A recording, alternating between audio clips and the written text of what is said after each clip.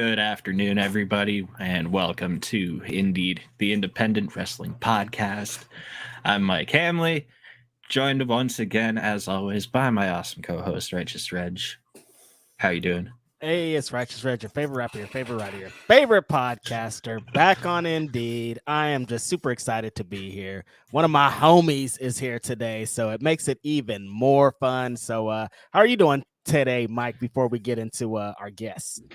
I'm doing pretty good. I've been getting my ass kicked at work for the better part of the last 2 weeks, and Diablo 4 came out, so I haven't been a great wrestling fan because I have been Diablo got its claws on me. The best way to describe it would be absolute I can't. True. So it's been work, Diablo, and then squeezing some wrestling here and there. I did watch some of the Bit of Kid Zombie, but I haven't got to see the full show yet. And then I watched some of the H2O7 year over the weekend. That 700 light tube match that Matt Tremont and Neil Diamond Cutter had. You guys. For me it was amazing. I love deathmatch. It's no secret. I talk about it all the time here. So yeah, I was in my glory watching that, but no, Scott, West Coast Pro, we're going to get into it. Scott has told me many a times if we were in a different venue, how much deathmatch wrestling we would have in West Coast Pro. And every time I see deathmatch wrestling, I think about that. I'm like, what would this guy really be doing if we were somewhere that would allow us to have 700 fucking light tubes in the show? So it does 700. Yeah. It's like, I remember back in the day, I sound like grandpa over here. 2001, 2002, 200 light tube match was like crazy. That was like, oh my god, 200 light tubes. Like, what are these guys doing? And now they got up to 700. It's a 7-year anniversary. See, I missed that. Yeah, me too. I just thought they were just like, let's do 700, bro. Let's go for it. 100 for every year. But enough bullshitting. Let's introduce our guest. We've got, you know what? Who's gonna introduce him better, me or you? Come on, you know him. I'll let Reg take this one. Listen, this guy has been through it all. We talked about it before we got on the podcast. We talk about Bay Area pro wrestling very often on Indeed. I live in the Bay Area, West Coast Pro. That's my home promotion, man. But when I came out to the Bay Area, it wasn't as hot as it is now. There were some promotions that they had been around for so long. They were just kind of, I don't want to say stuck in their ways, but it was just like, we're just chugging along. We've been doing this for 10 years, 15 years. We know our audience. We know this.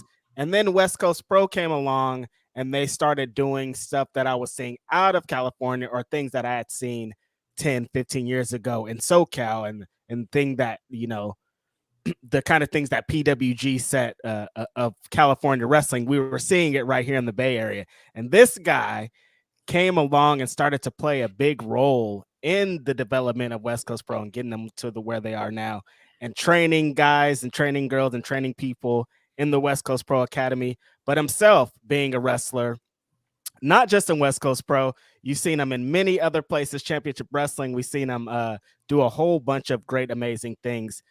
He's currently out injured right now. We're hoping for a good update from the homie. But joining us right now on Indeed, it's my homeboy, Levi Shapiro. What's up, Levi? Reg, thank you very much, Mike. Thanks for having me. I'm doing really good. You know, I appreciate you guys having me on. It's cool to kind of dig myself out of my cave, as I've been saying, you know, and just chat, man. I got a whole bunch of stuff all in mind all the time, just ready to spiel, you know, and let loose, man. Let's go. What you guys want to talk about? You know, you touched about that, Reg, with the West Coast kind of coming in the time, right? And so when I broke in 2008, 2009, that's just kind of where we were, right? There was you know, big time wrestling, all pro wrestling, Supreme Pro Wrestling, Devil Mountain, you know, NAW down in Fresno, you know, and Pro Wrestling Bushido kind of birthed out of that down in Modesto and stuff. And that was kind of the scene. There was a bunch of other kind of here and there's too, you know, But that was the core of NorCal, in my opinion, at the time. And, they were all running shows, right? But the internet and the IWC started becoming a bigger thing. Twitter was starting. I remember when Twitter first came, dude, and like Periscope, Dave Marquez showed Periscope at Cauliflower one time, and he's like filming them, and he's like live, he's like, this is going to be the next big thing, and 2-3 years later, it engulfs. It's so the biggest thing.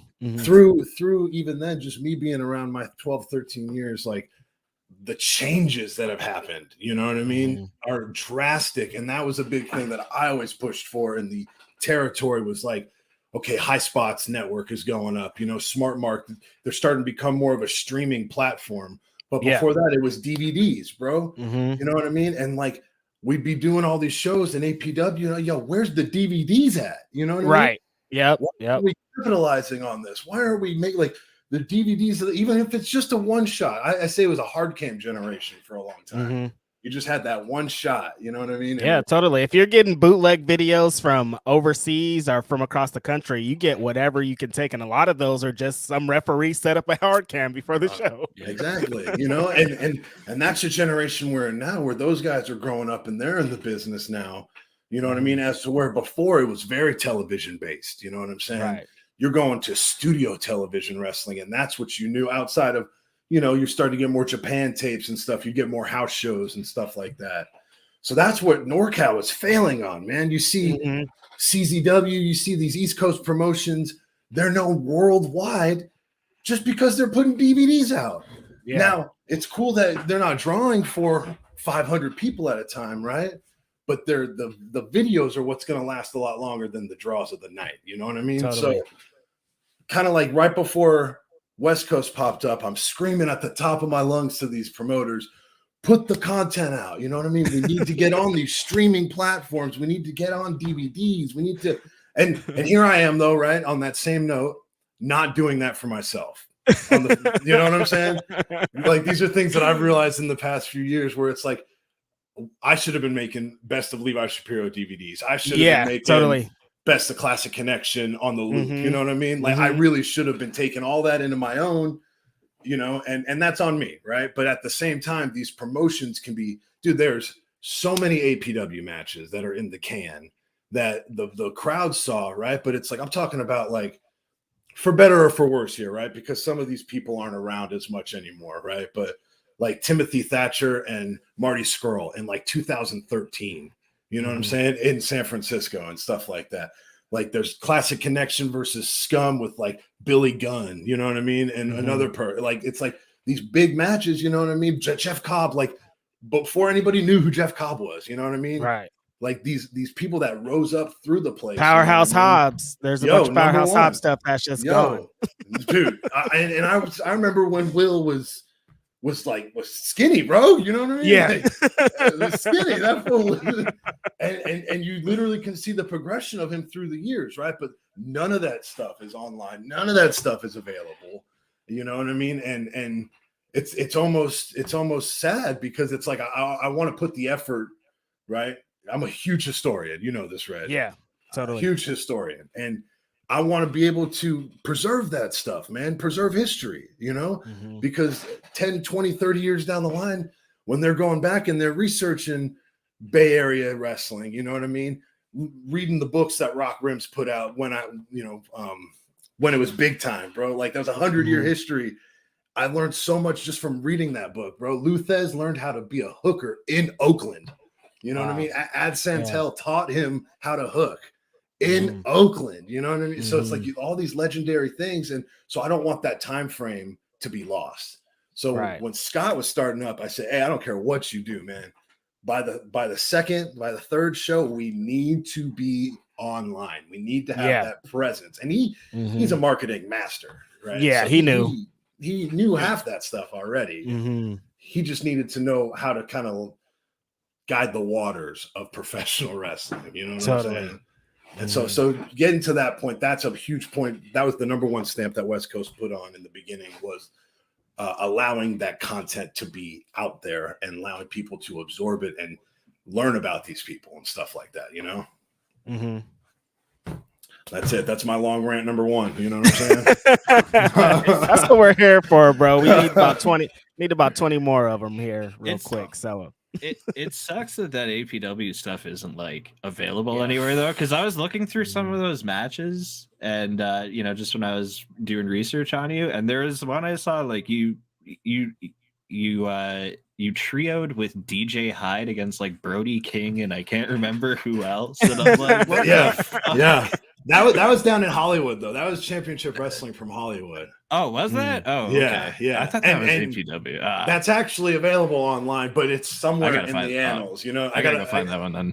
Yeah, because we used to have a thing called The Office down there, and like Peter was the head honcho with it, and then they had the fake Marquez kid as like the Richie boy. You know what I mean? And we were the hitters. Me and Buddy were the hitters on there, and DJ Hyde was wearing a suit and shit like that. How was he for a one-night teammate?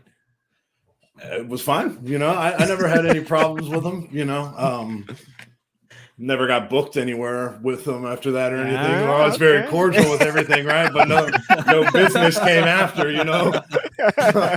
I can't see you having beef with anybody though, Levi. I can't see you really having throughout your career encountered a lot of times where they're like, here comes this fucker Levi again with this bullshit. Like, you're not really that guy. You seem like approachable. Like I always see at the West Coast Pro shows, students and people around getting advice from you. So I couldn't really see that someone being shooting ill will towards you.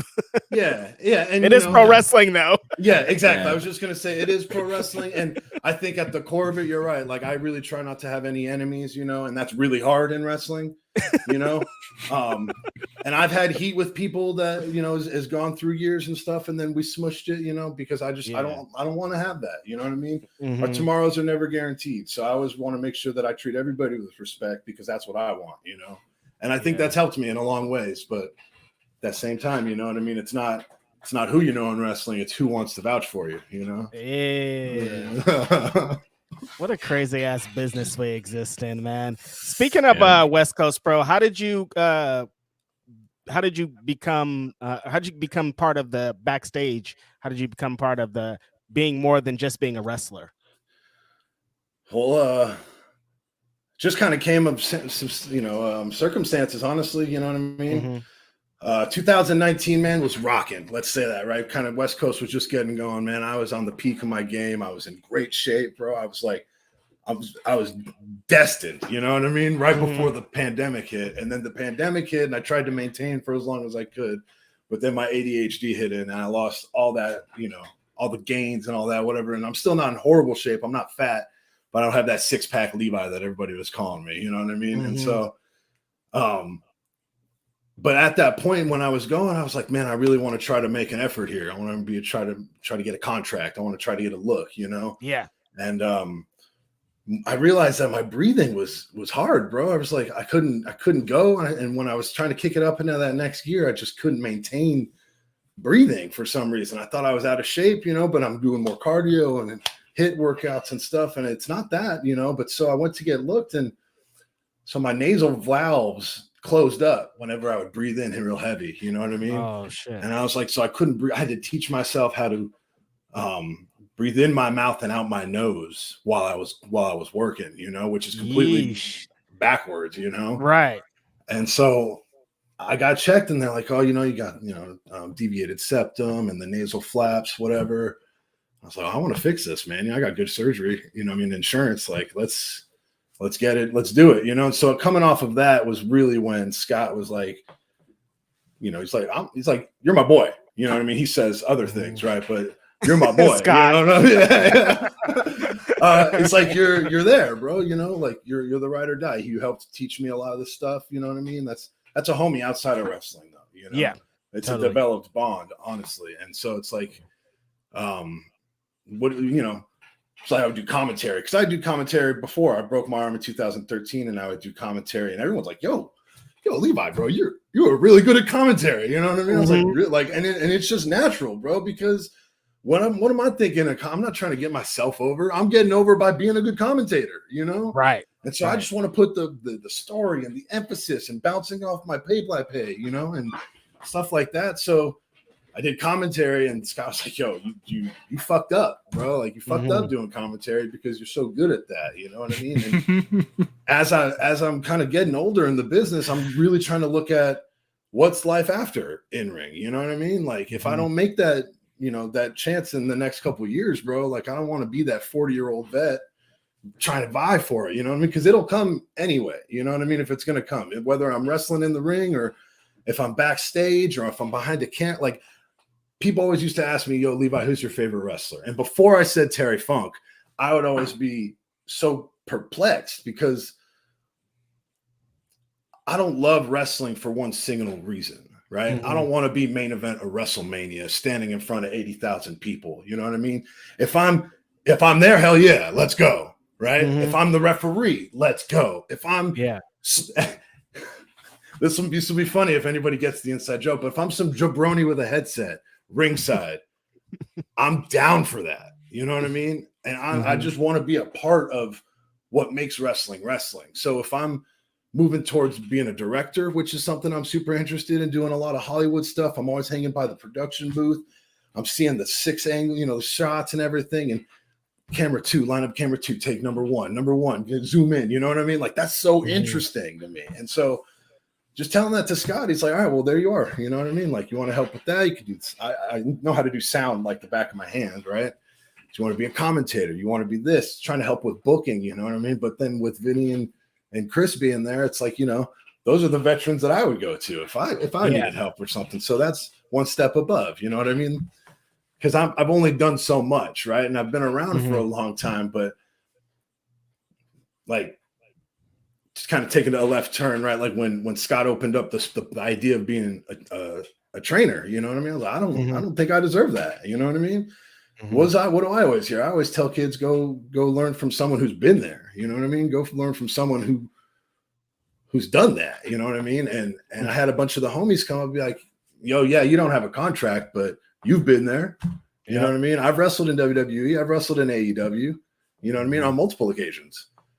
But may not have that contract, but I know everything that can go right up until that point almost. You know what I mean? So I know how to get somebody there.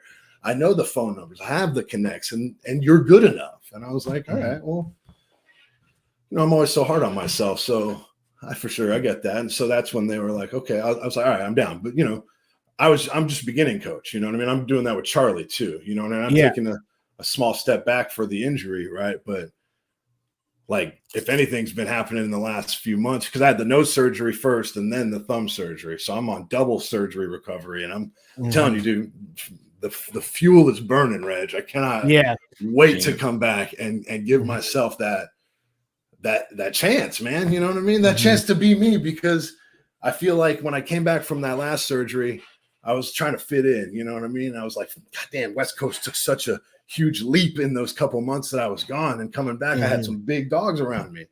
You know what I mean? And I'm trying to maintain and do that stuff. And like, I'm an old school wrestler, bro. You know what I mean? Like, I try to excel in the 70s style of wrestling. And I realized, and I had to swallow the pill, that I got to sprinkle in some 2000s, 2010s, and even some 2020 shit in there. You know what I mean? But like, that's really what I want to get a reaction from the crowd by some storytelling and some big moves. You know what I mean? But I'm for sure not going to be doing anything that Speedball can do. You know what I mean? Or fucking, you know what I mean? Titus and freaking Osprey. You know what I'm saying? Like, I love that, but that's the niche, right? The best thing about wrestling now is there's 31 flavors of ice cream. You know what I'm saying? Totally. And vanilla's always been around because that's what's always going to be the fundamentals. You know what I'm saying? I don't want to be vanilla, right? I want to be a little like French vanilla or something. But vanilla's the base. That works. Yeah. We could say chocolate too. Chocolate's been around just as long. Yes, exactly. That's to be able to kind of do what you did, because when you came back from that injury the last time and you started doing there was the videos you put together, the videos kind of showing your comebacks, kind of showing that you had a different hunger inside. And then seeing, like you said, West Coast Pro shot up really quickly in those couple of months. And to not get, I mean, I'm sure you were probably a little bit discouraged to not be able to be there, but to not get like totally thrown out of it, seeing that something that you help build is going this way, and to kind of be like, well, there's a couple of different positions I could play to help instead of just being a bitter old dude about it. It's really commendable, man, because a lot of people would be like, I'm getting left behind or I'm doing this, but instead of like doing that, you took initiative to be like, well, I'm going to build my stock for when I do come back by being in these positions. Yeah. You know, and I'm very blessed to be able to have a direct line to Chris Hero. You know what I'm saying? Yeah. Like, I was such a Chris Hero fan.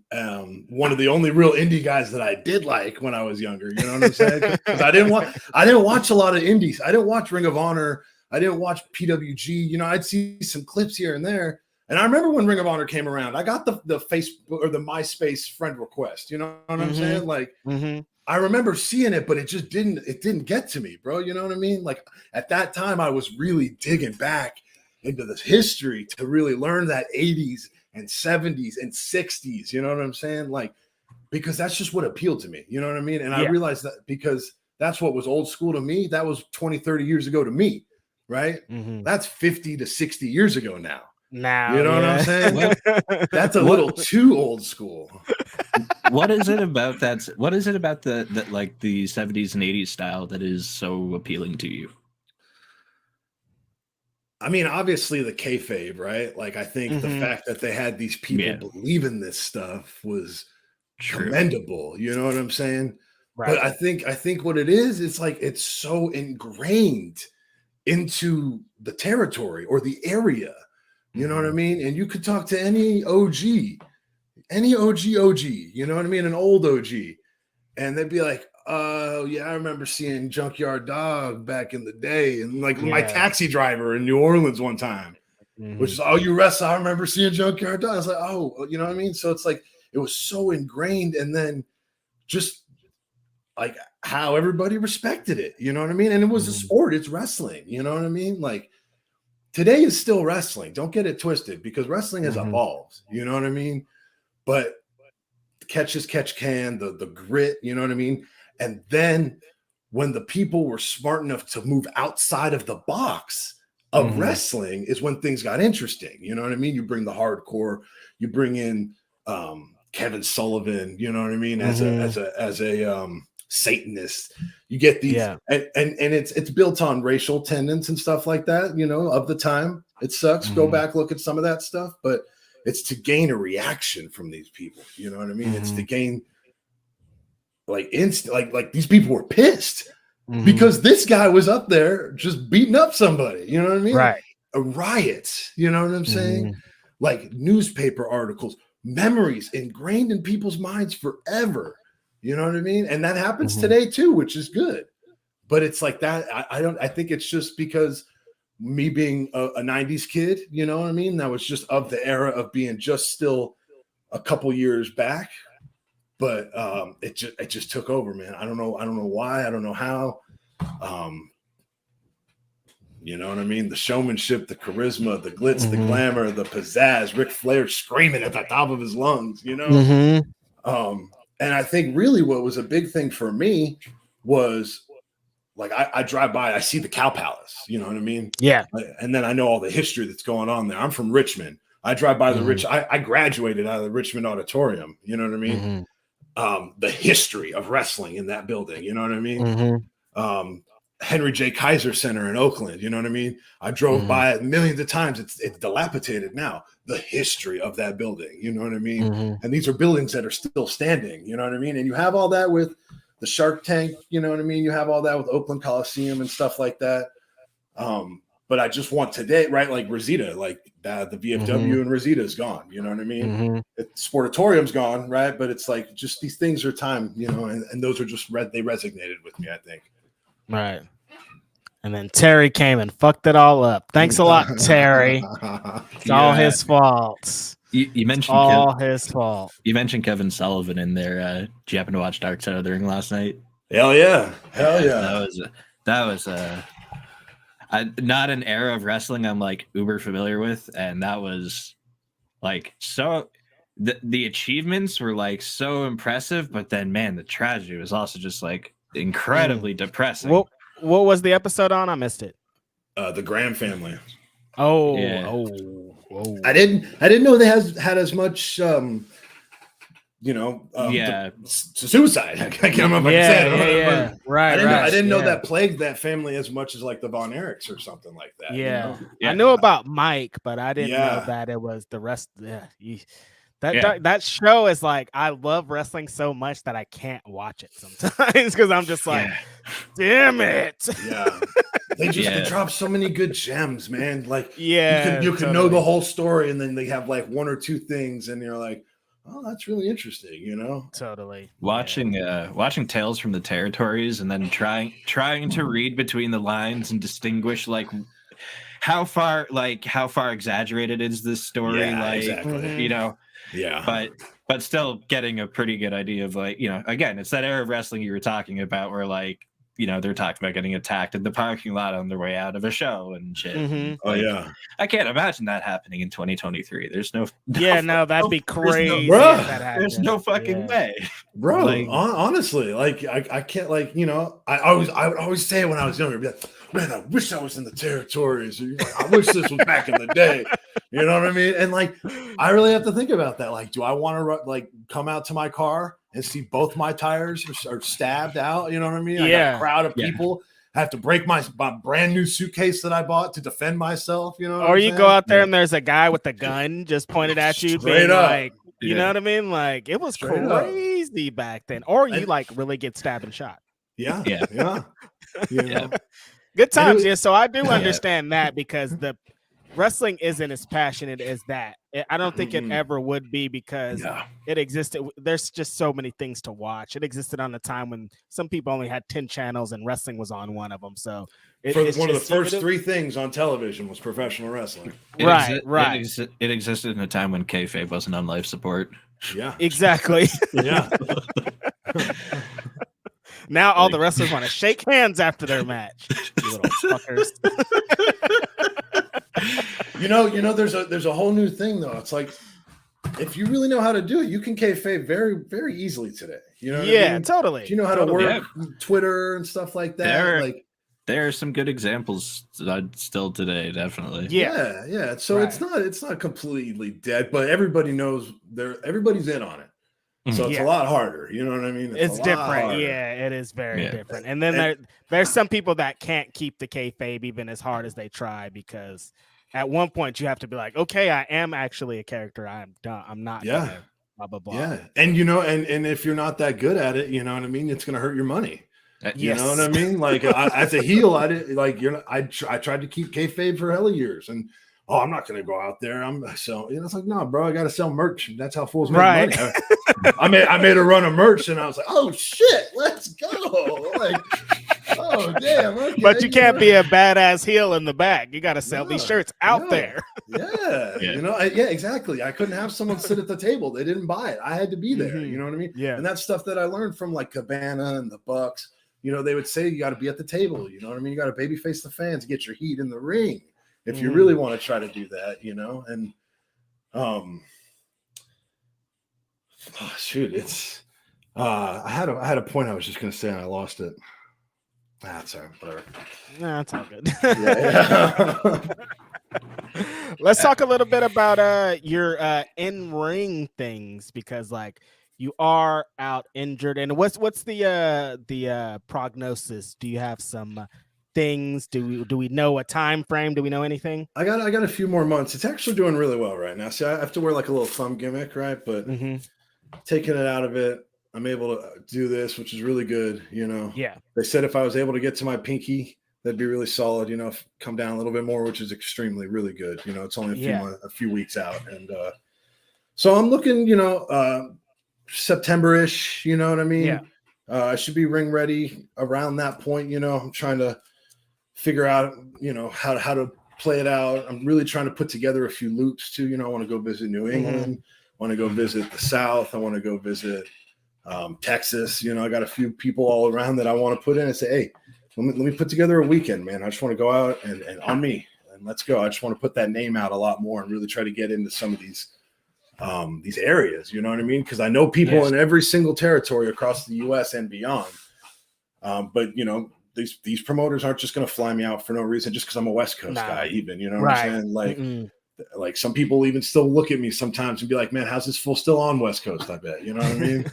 and it's just what it is, you know? And so I want to go out there, I want to put myself in front of these people and do a little bit of that and really try to come back and do, like I was saying, trying to make some best of Levi Shapiro content, bro. I'm really trying, like, content. I'm really trying to do in this. I got crazy ADHD and it's been killing me, but I've been really trying to focus and like, how am I going to make content? Am I going to do some Twitch? Am I going to record over some old matches with some commentary with me and a buddy?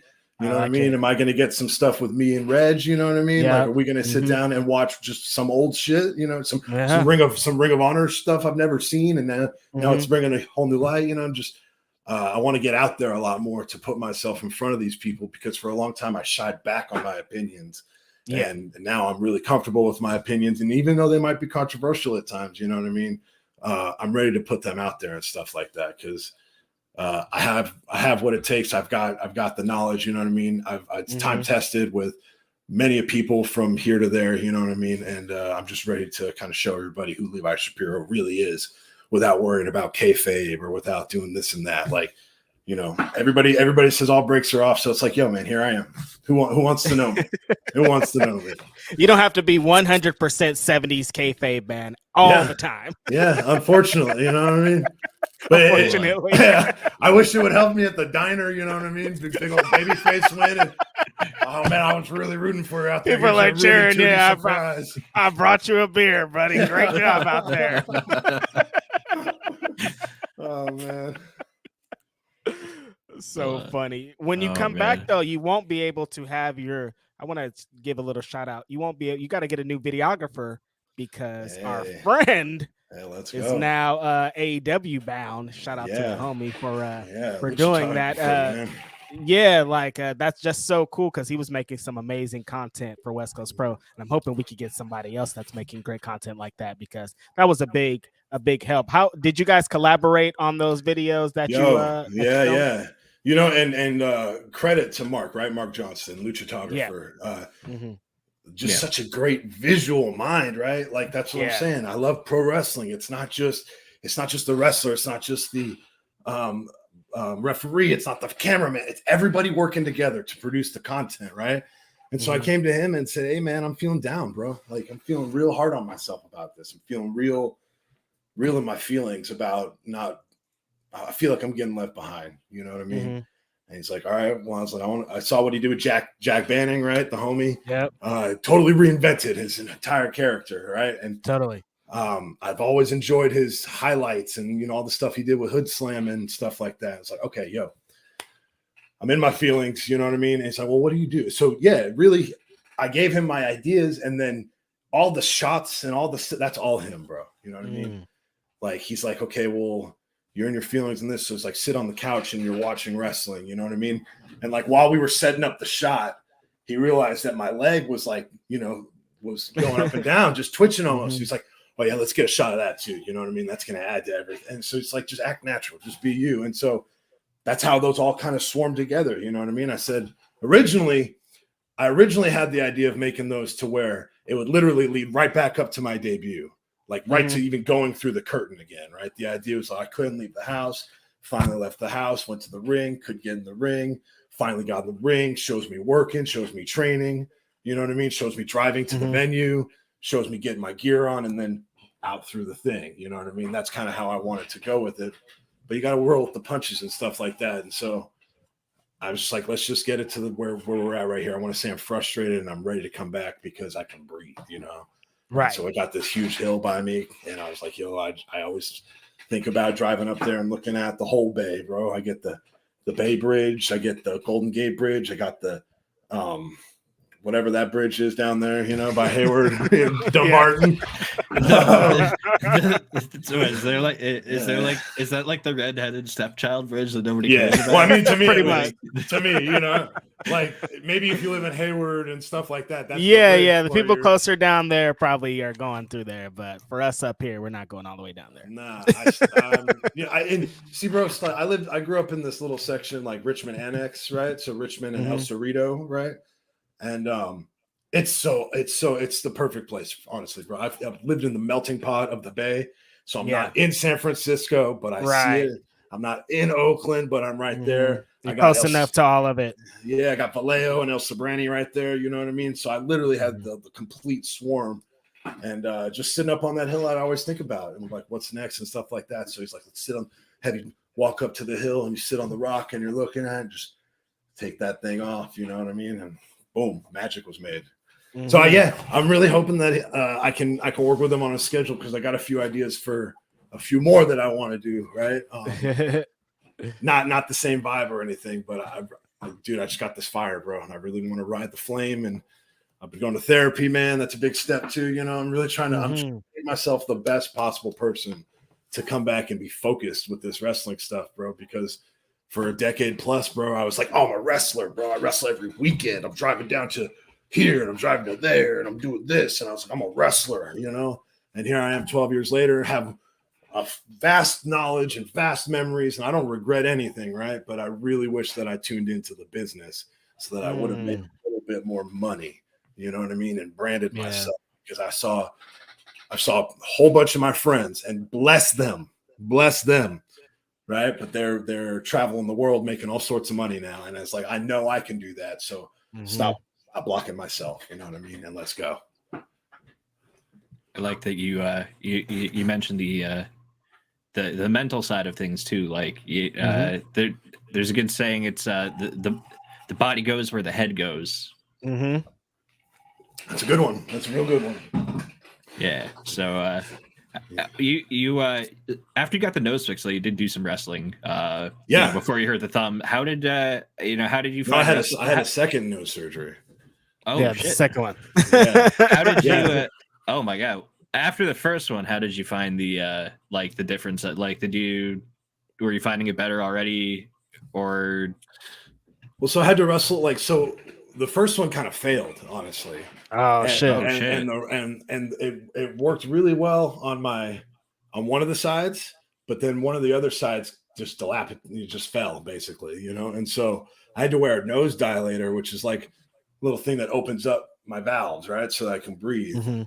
And wrestling, trying to find one of those that I could wrestle one was really tough, you know what I mean? And always falling out. And you mean the Harlem Heat gimmick thing was fake? Like that was no. So they had those too, right? But that would always fall off, bro. Like I'd put one of those on and it'd fall off. And if I didn't have that thing, I couldn't breathe. You know, if I was exerting, I'd have to do this. You know, literally just hold my nasal open while I'm working. You know. And so like that sucked, you know, but when I finally found a good one that stuck, I was feeling pretty good with it, you know, but at the same time, I was like, I can't get a contract and go into this tryout with this nose dilator be mid workout or mid match and it falls out and I'm trying to scramble to put it back in, you know what I mean? In front like, of what is Taylor. wrong with this guy? You're like, oh, you got to fix your nose, kid. You come back when you got a chance, you know? So I'm trying to figure out like, what do I got to do to fix myself, you know? And, and even if this second one may not work, you know, what the doctor was like, it just may not. And I was like, what the fuck, bro? Like, like, well, you got a huge nose, man. What do you expect? And so I got another dilator. I'm all out of focus now. I got another dilator. Let's see what's going on here. Whatever.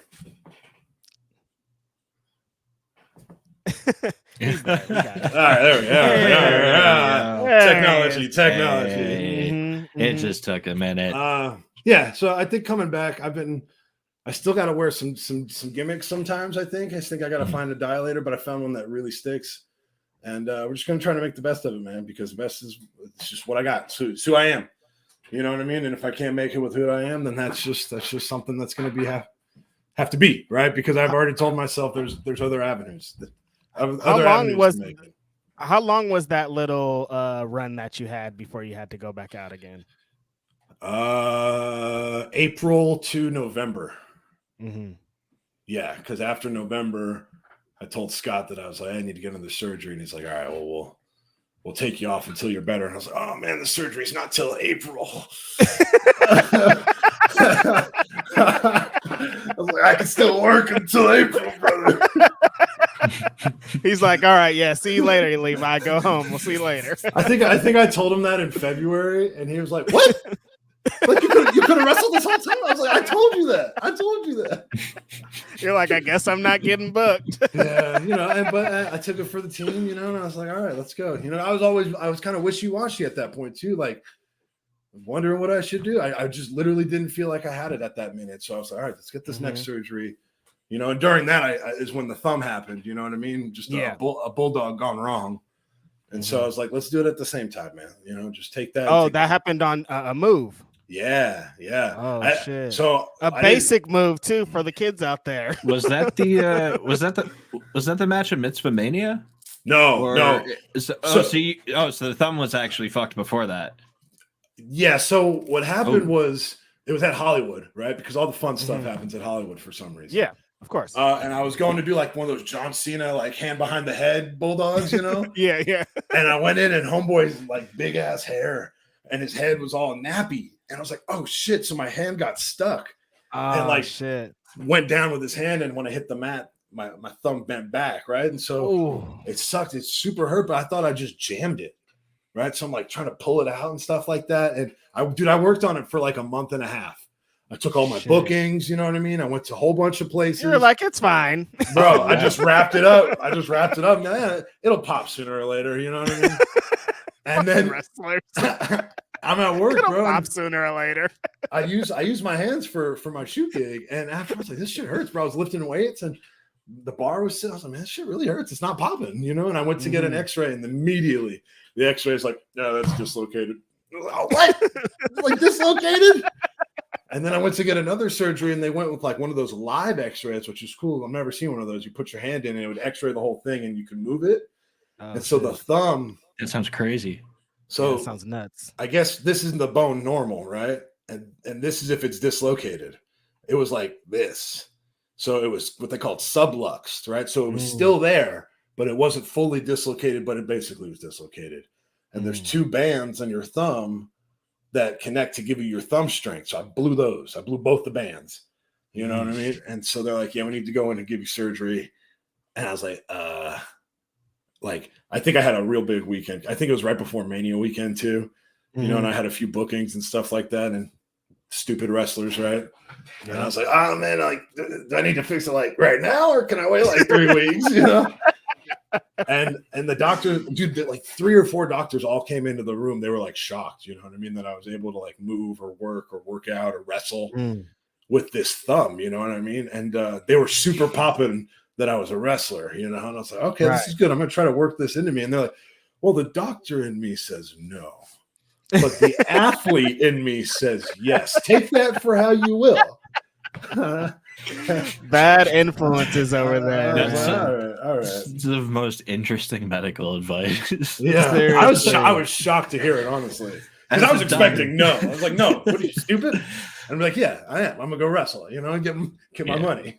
They're like, Mania weekend's coming up. The athlete in me says maybe you should go do it. Yeah, there's some good merch lines at Mania weekend. Man. Do a few things,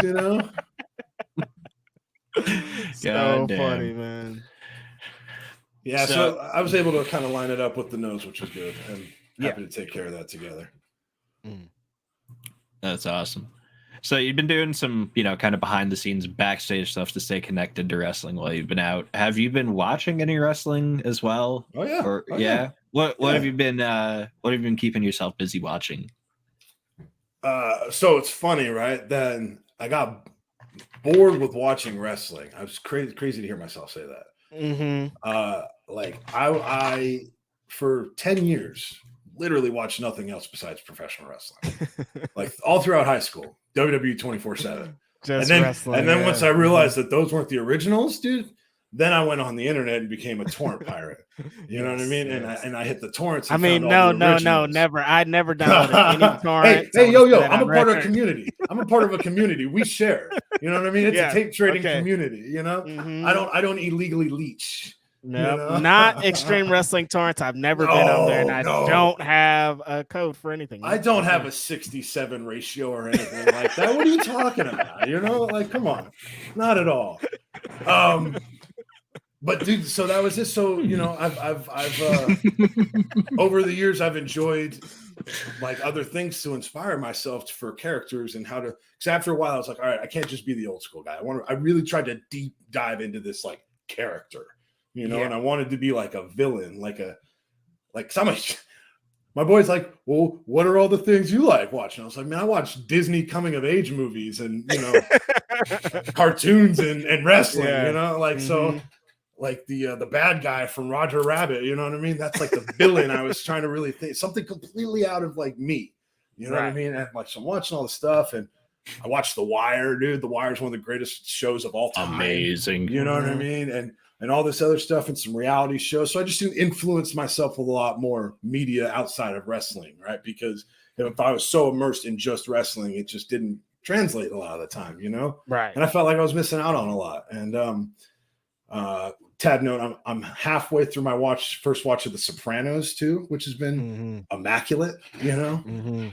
But as when it comes to wrestling, like I try to stay up to date with everything, right? I watch YouTube for all the major promotions because that's like 15 hours of television a week, you know, a week. So I keep my tidbits, and if I catch, you know, Dynamite Live or whatever, I can't really watch Raw or SmackDown live. Like I'll catch SmackDown in the gym sometimes or Raw, you know, but like watching it live is really tough. And I like some of the product, you know. But just like to sit through it is it's a half. So they do such good video packages and stuff. The presentation of those shows is where they really need to figure out some shit. Like even live too, though. Even live, like it's the same. It's the same thing when you're there live. It's the same as TV. They take the breaks for the commercials and they air their own commercials. You know what I mean? Right. Like, so and like you know, people. You listen to fools that do reviews and stuff like that. And they'll do entrance, 2 minutes of wrestling, break. 2 minutes of wrestling, go home.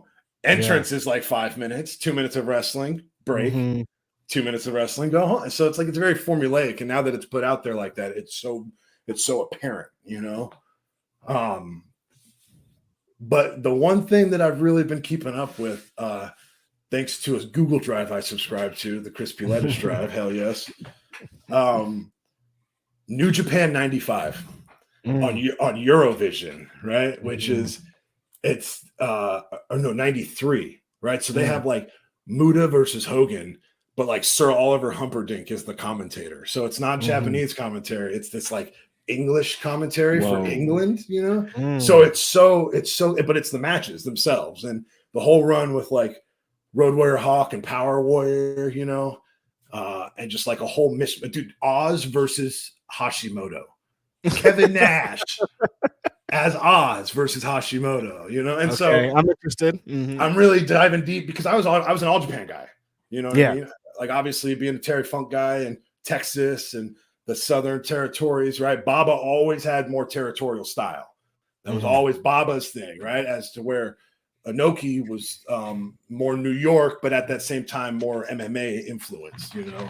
So I didn't watch a lot of New Japan outside of like the 80s stuff. Definitely not into the 90s outside of a few tapes, right? But I'm really getting geeked on that stuff. And a lot of like, now you got to say, okay, what's old school, right? What's old school now is 2000s. So I've been going back and watching early Ring of Honor, 2002 to 2003, 2004, catching in some of them PWGs too, you know what I mean? Really trying to mix in a lot of that old school indie stuff, right? And just to absorb it. Because I'm an episodic wrestling guy. I've always watched stuff in full. Everyone's like, oh, you need to watch this one match. Okay, well, I want to watch the episode that match is on or the pay-per-view that match is on because it's always about the build, you know what I mean? And that relates back to just the encompassing whole. Like when I watch a tape, I want to see it from the up. I want to see that very first visual. What's that first visual, right? And I try to relay that same thing in the West Coast at times. Sometimes we come up and it's like everyone else, you know? It's like, no, let's do like, I want to come up on the graphic, maybe a 30-second intro video, shoot it over to the commentary table. And, you know, James and whoever else, you know, we're doing the thing. We're right here all the way live. Let's go down to the ring. You know what I mean? And then transfers into the ring. And then you get the forward third for the ring announcer. Like, that stuff is just, it's always there. So I always like to watch a lot of that stuff. And it's hard to do that with some of these early indie shows, right? Like Hardcore Inspiration, right? Because it's just, here's the beginning of the show. Commentator, you know, or ring announcer, you know what I mean? Commentator hops on the second dub track and then just matches, matches, you know? And so I'm really trying my best to kind of stick in and see, you know, who I'm into and who's with me, right? But sometimes it's my ADHD just hits and I just can't. I'll get in like 1 to 2 matches on a Ring of Honor tape or something, and then I'll just, you know, I'll fade away. And sometimes I'm super into it. Sometimes I'm super into it, and I'll watch like 6 matches, right? And then it comes to the change to discs 2, and I'm like, You're talking about your All Japan though. How stoked are you for Kenta Kobashi coming to West Coast, bro? Oh my god! See, this is the stuff that I never would have dreamed about this, right? Right? Like, not since Pro Wrestling Iron 2001, 2002, 2003, somewhere around there, when they brought in Misawa, right? That was huge, right? And even then, I feel like that didn't get enough like of a rub, like this huge thing. This legend of Japan came to Hayward or San Leandro, right? And I guarantee you that show didn't draw more than 60 people, right? You know what I mean? Definitely. Because it wasn't that huge. That's fucking crazy.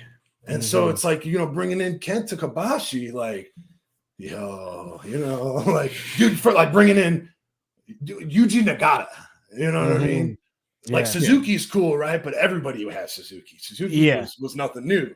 Nobody had Yuji Nagata outside of New Japan that weekend, you know? Asha Kong, you know what I mean? Like, I know for a fact Scott has made attempts to get legends, you know what I mean? And so for him just to be able to acquire that and acquire, like, having the Queen of Indies, right? Having Chigusa Nagayo as a partner now, you know what I mean? That's not a 1-2 time thing to Japan for Marvelous.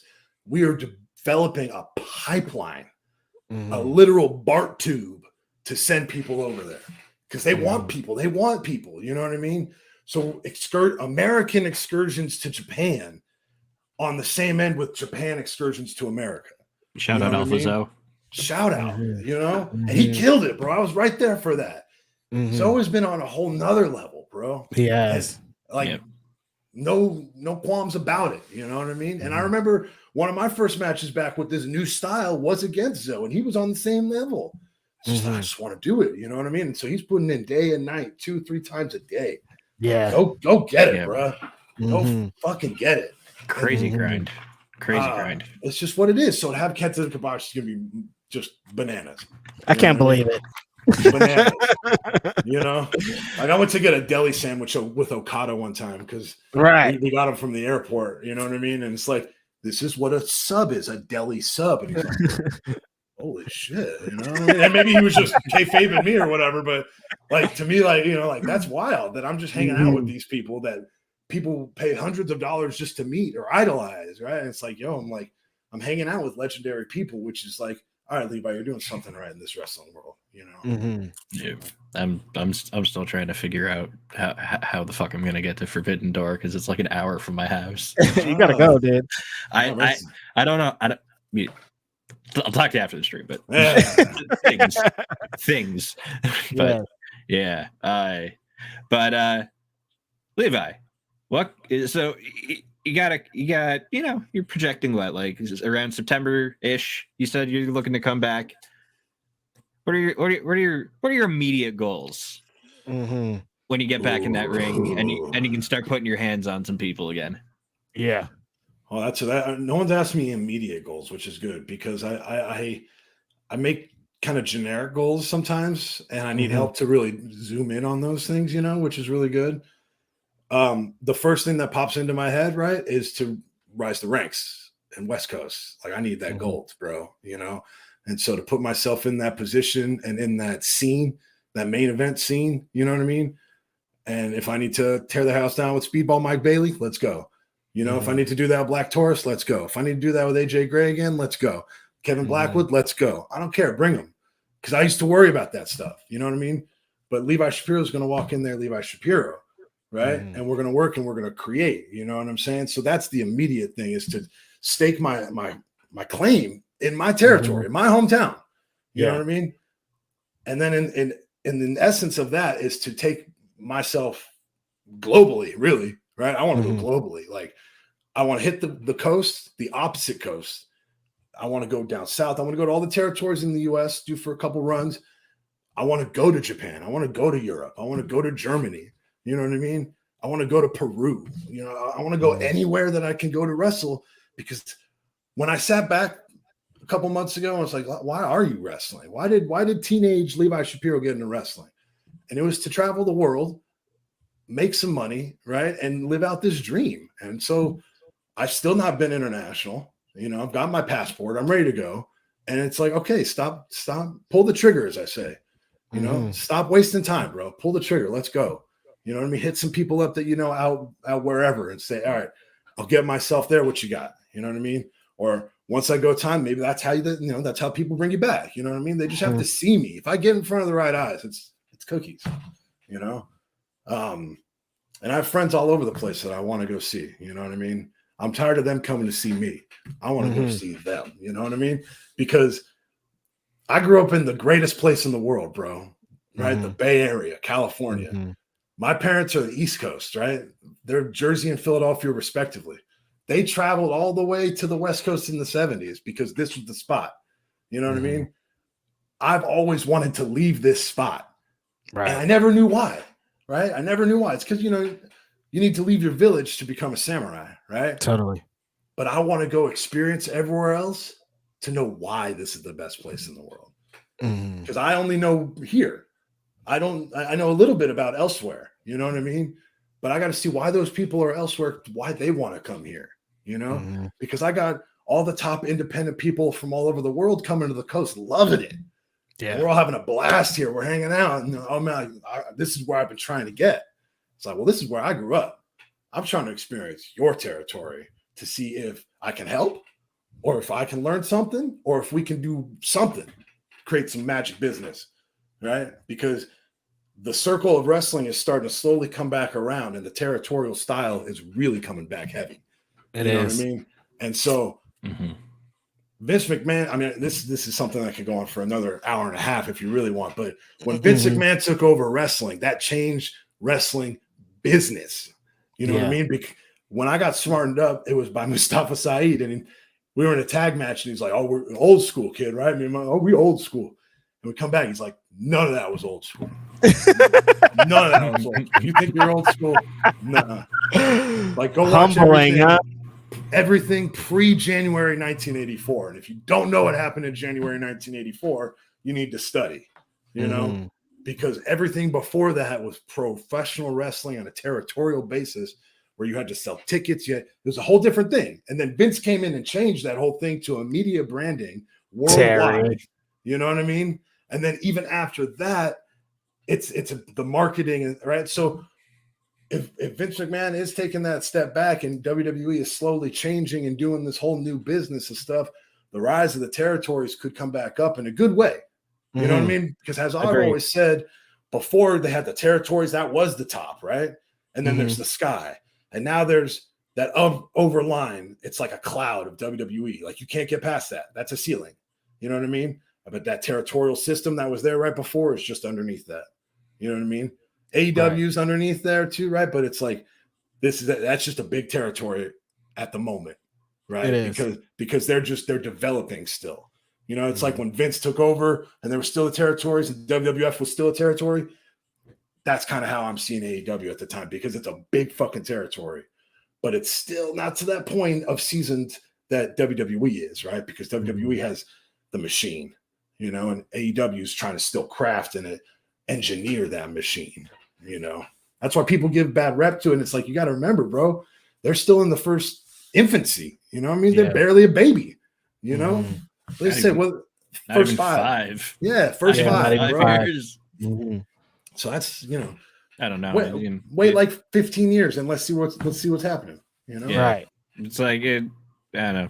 Some of that just seems asinine to me anyway. Because like you look at what they're doing in England, and it's like how, That's England's a whole nother world, bro. yeah, You know, they're it really is. Oh, Brit Rest. Yeah, it's all it's because it's different TV deals, it's shit like that, Yeah. right? And so Yeah. Even trying to get stuff on TV in Japan, I bet super hard. You know what I mean? I don't know if WWE has a TV deal in Japan, and if they do, it's through a third party or something. Like Disney Plus or something. Yeah, AEW is just like through New Japan World. They just air it on there. Wow. Yeah. That's smart. See, that's smart, bro. Independence. See, territorial systems coming in. Yeah. That real NWA shit, Yes. Where it's a posse of promoters, Yeah, right. Well, it's interesting you mentioned that too, though, because I see that on the independent level as well. But I see it, obviously, like AEW, New Japan, Impact working a little bit together kind of shares that mentality. But seeing it now, West Coast and Prestige Wrestling do co-promoted shows quite often. Prestige now is doing some stuff with Wrestling Revolver, which is based out of Ohio and Iowa. And they're doing shows out in like New Jersey. There's a lot of all these promotions working together. It's so much better for everybody. And that's just a tip. That's a tip of that circle turning, right? Because now we're on national independent companies. Right. Yeah. Not just territorial independent companies, national, worldwide independent companies traveling to different territories and running shows. Single. Like they don't sometimes they go into a town and they get help with some people, right? Sometimes they go into a town and they don't get some help from some people. You know what I mean? It's an intense thing, and that's now we have GCW. Now we got that one, right? Now people are going to try to replicate that. You know what I'm saying? So who knows what's going to happen even by September, bro? You know what I'm saying? Who knows what's going to happen in this wrestling world, because you never know what's going to happen anymore. This month, there's Defy, which is based in Seattle. They're co-promoting a show with Progress from the UK in Toronto. Interesting. Wow. Interesting. Really? Yeah. How far is Toronto from Seattle? Where's Toronto on the map? Is it middle or east?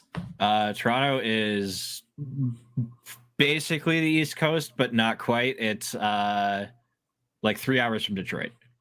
Okay. For like 4 hours from Detroit. So not quite middle, but a little bit more east. Yeah. Like somewhere like in the no man's land, somewhere kind of you'd say between like the Midwest and the East Coast. Okay. Gotcha. But then also it's kind of a journey. But then also like way north in Canada. So yeah. Where are you located, Mike? And so I'm like in between Toronto and Detroit. I'm an hour from Toronto, so I'm only 3 hours to Detroit. But you're in America? No, I'm in Canada. Canadian.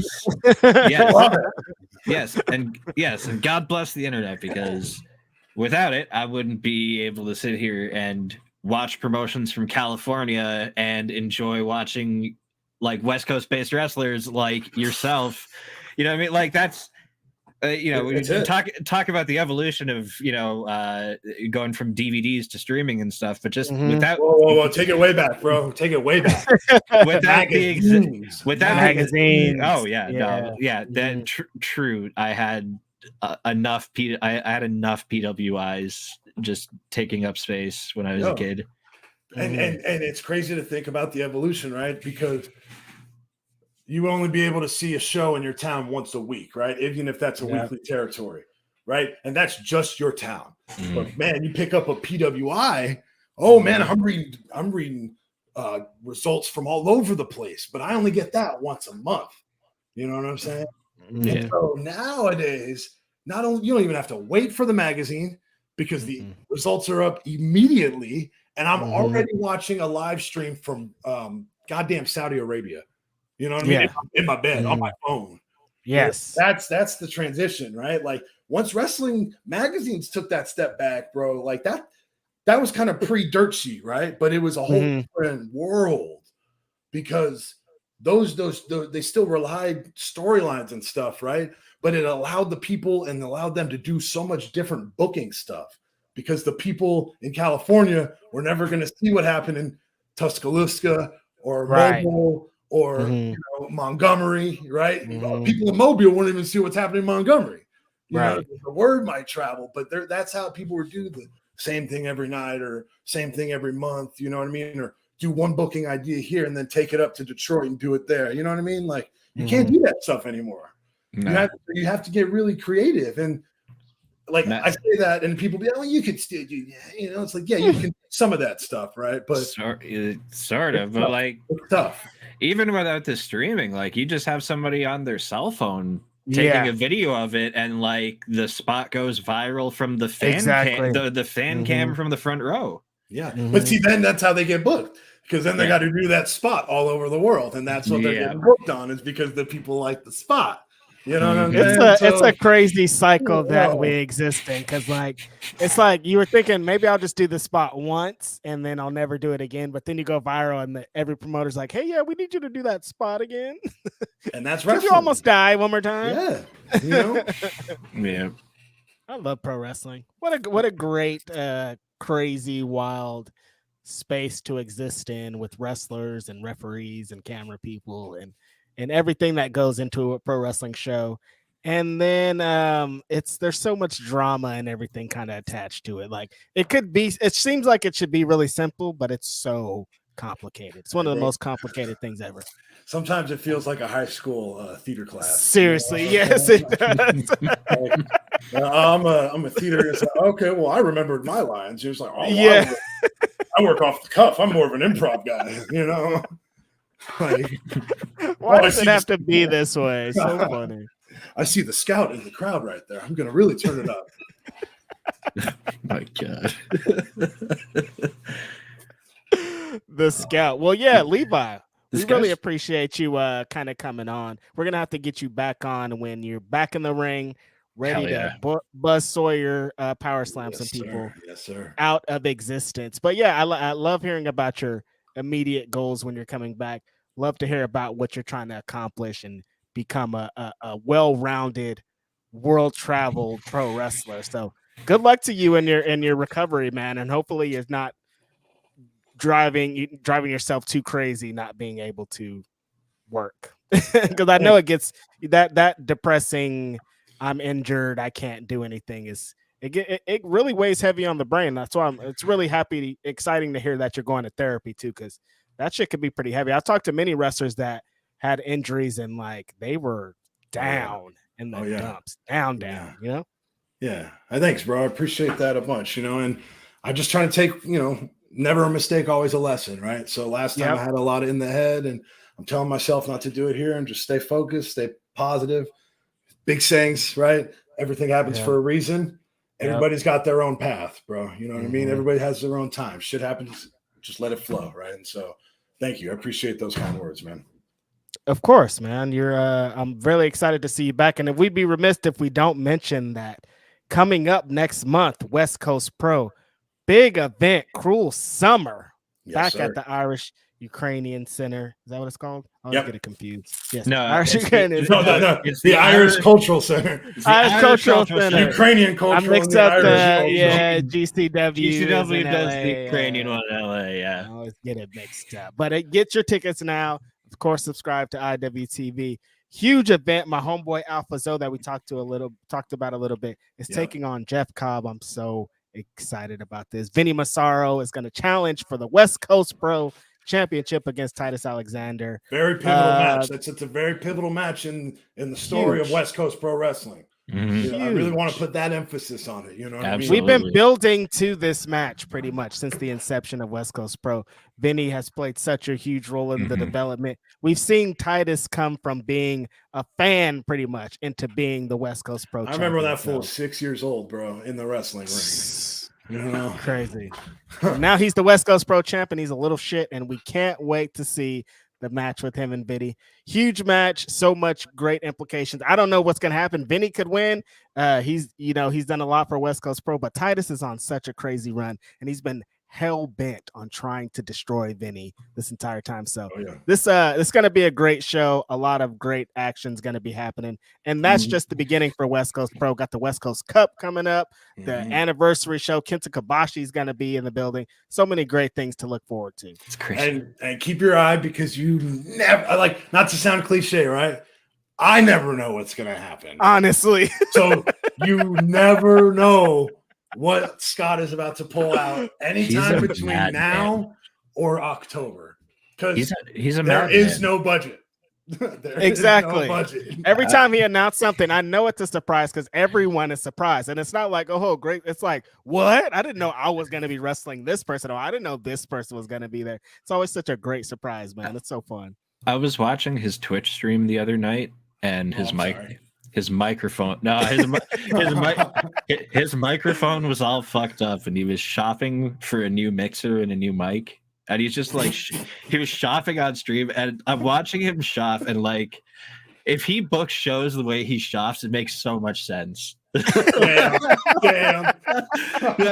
He's just like, no, we'll get it. It's Let me add Kenta Kobashi to cart. I'll add in the Aja Kong to cart. Let me get one of these.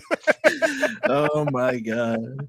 And it's only just Kenta Kobashi, because imagine if we got a whole clique together, like, right? You go, where else can we go from there? You know what I mean? Yeah, exactly. Like, where else can we go from there? So he wants to give the bag, right? But at the same time, he's very smart, and he wants to just tease it out, tease it out to everybody. Right. Absolutely. Where can everyone follow you, Levi? Yeah, I'm on Twitter and Instagram mainly, at Levi Shapiro on both. I got a Twitch too, at Levi Shapiro. I was very smart. I got the Levi Shapiro across the board. You know what I mean? That branding 101, ladies and gentlemen. And so hopefully I'm hoping to get that up in the next couple weeks again, and playing some video games, making some pizzas, watching some wrestling and stuff like that. Once my thumb's better, I'll be playing some 2K on there too, making some fun characters and stuff. So yeah, hit me up on Twitter. I'm trying to get my engagement up. I'm trying to talk some shit, and find me in the Bay Area and find me at West Coast shows. Fantastic. Thank you, Mike. Thank you very much, Mike. I appreciate you hitting me up. Absolutely, man. It was a pleasure to have you on here. Reg. Yeah. People know where they can find you, but where can they find you? Quite possibly. You can find me every Saturday morning. Grapsity Podcast. Philip Lindsay and I talk all your major news in wrestling, not just CM Punk things, but it's very CM Punk oriented. I don't know why. That's just how things are happening. Tonight, you can catch me after Ring of Honor. After AEW Dynamite with Denise on her channel. Tomorrow, you can catch me after the Ring of Honor show with Kate. And yeah, I'm always here. And Twitter, I'm trying to cut back because it's crazy for my anxiety. So catch me a lot less out there. Honestly, you're putting the heaters out there, bro. All those engagement tweets. It's too much. I don't want it. I don't even want this. They think I'm doing it on purpose. I'm like, I don't want this. I just wanted to get off a tweet and no one see it. But this is where we are. Yeah. They ain't suppressing you like they're suppressing Ryback. just let the man make his joke. He'd be more. Ryback is out there right now. Oh man! All right, just let Reg make his joke. I'm down to talk wrestling whenever you guys want, man. I really appreciated it. It's fun to kind of come in and shoot the shit and just I don't know. I've got a huge mountain of crap up here, and I'm really trying to kind of just unload it over time. So yeah, dude, we got to do these watch-alongs for sure. Definitely watch some old school wrestling because your vast knowledge needs to be expressed more, and I'd love to join you talking some 70s. You might get stabbed on your way back to the locker room. Pro wrestling. Yo, hell yeah, bro. You got some good stories. Yes. And of course, you can find me here every Wednesday. Indie Podcast. Here with Righteous Reg, talking about the wonderful world of independent wrestling. We've got a lot of guests actually coming up, like for the next several weeks. Next week we're going to be joined by Ringleader Midas and Jay Lion. Both members of Main Event will be here. So I've got I got to figure out 4-person camera boxes. We've got Erica from IWS coming to talk about some international wrestling syndicate They just got their Fight Plus deal. So oh sweet. Oh shit. You're gonna be able to catch IWS from Montreal on Fight Plus now. Also coming up in July, Val Capone's gonna be on here. One of the most recognizable voices on the scene.